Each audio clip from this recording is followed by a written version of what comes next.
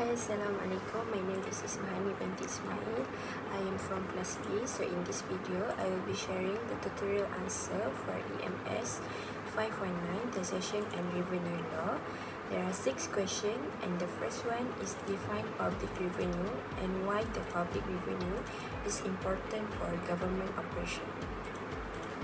So the definition of public revenue refers to the income or fund that the government receives from various sources to finance its activity and fulfill its responsibility. These sources include tax revenue such as income tax, sales tax and property tax, and non-tax revenue which is like fees, fines, license, profits from government enterprises and grants. The public revenue is important for administrative function because it provides the fund needed for the government to run smoothly every day. The money collected is used to pay salaries of public servants such as teachers, police officers, and healthcare workers who help to deliver services to the public. It also covers the cost maintaining government office, equipment, and other operational expenses. Without enough public revenue, the government would not be able to manage its department effectively or carry out its responsibility to the people. So we move to question 2. There are 4 main sources of public revenue. For the first one, which is tax. Tax are the main source of government income and are collected from individual and business to fund public services and development projects. People pay tax based on their income, property ownership, and the goods and services they purchase. For example, workers pay income tax on their earning, while companies pay corporate tax on their profit. This tax collection helps the government provide essential services like healthcare, education, and infrastructure. Second is fee and license. Fee and license are charges collected by the government in return for providing specific services or granting permission to engage in certain activity. These payments are not taxed but are made by individual or business who receive a direct benefit from the service provided. For example, people pay a fee to obtain a driving license, and business owners pay for permit to operate legally. The money collected from this fee help the government cover the cost of providing the services and ensure that activities are properly regulated for public safety and order. So the third one is fines and penalties are payment that the government collect from individual or organization that violate law or regulation. They are meant to punish wrongdoing and discourage others from committing similar offenses. For example, a person who drives over the speed limit or park illegal may be required to pay a traffic fine. This payment not only help maintain law and order, but also serve as a source of revenue for the government.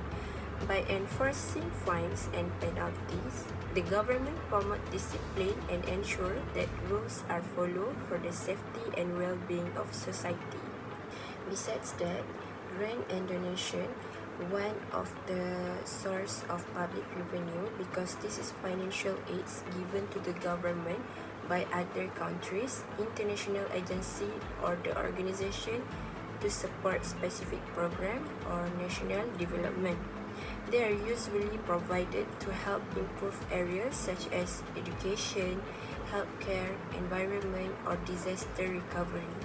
Unlike loan, grant and donation do not have to be paid back, which makes them very helpful for a country in need for extra funds.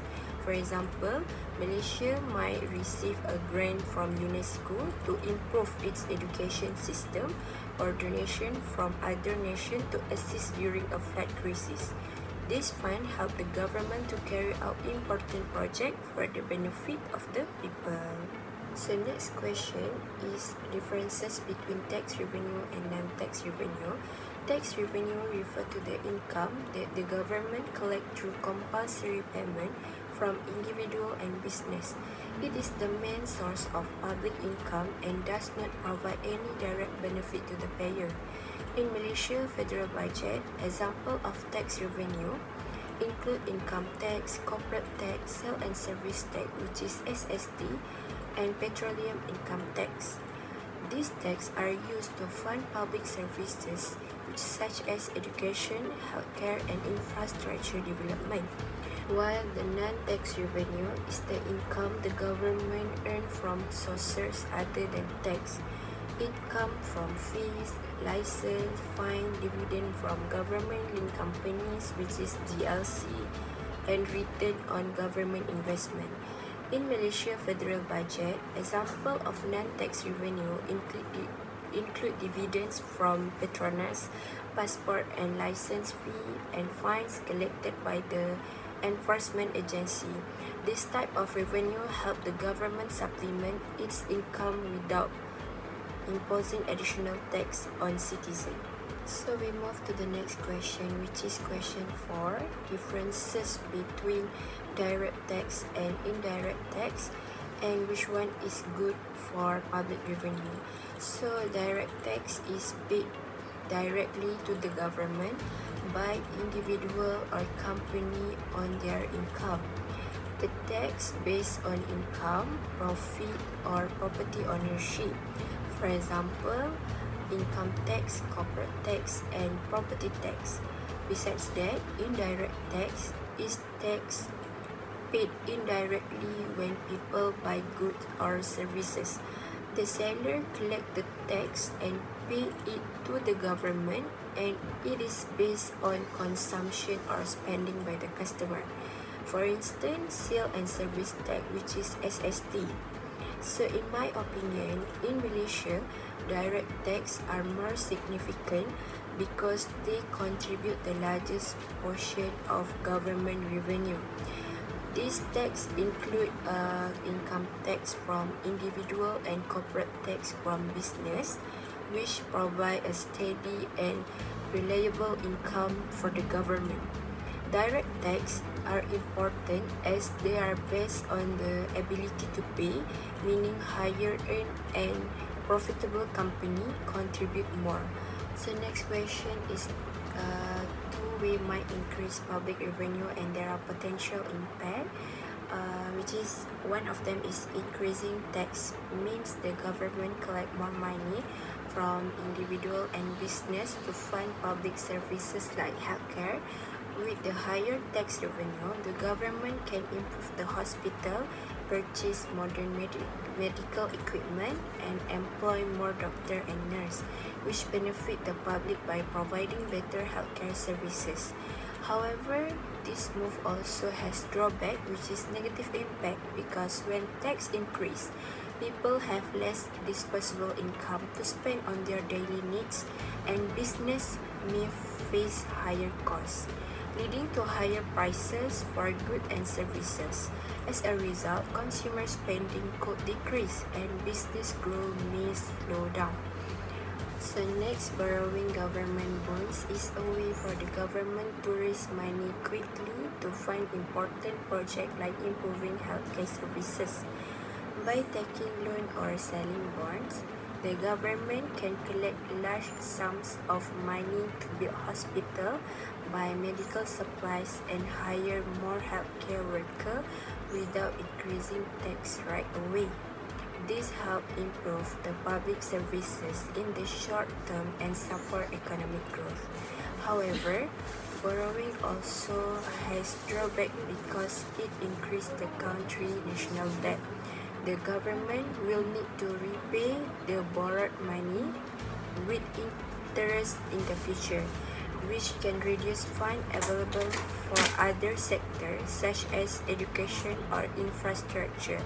If borrowing becomes too high, it can also create financial pressure on future budget. So last question is two challenges that faced by the government in managing and collecting public revenue effectively. For the first one is tax avoidance. Tax avoidance happens when individual or company try to reduce or escape paying tax that they legally owe to the government. Some people hide their real income, report lower profit, or take advantage of weakness in tax law to pay less tax. This dishonest behavior reduces the amount of money that the government can collect, making it harder to fund important services like education, healthcare, and infrastructure. So next is corruption and mismanagement happen when government officials misuse or steal public funds instead of using them for the benefit of the people. When money collected from tax and other sources is not handled properly, it can reduce the fund available for important projects such as building school, hospital, and infrastructure. This misuse of public money leads to poor development and weak delivery for public services. As a result, citizens lose trust in the government and may become less willing to pay tax, believing that their contributions are being wasted or misused. In the long run, corruption and mismanagement can harm the country's economy and slow down the national progress. So that's all from me. Thank you.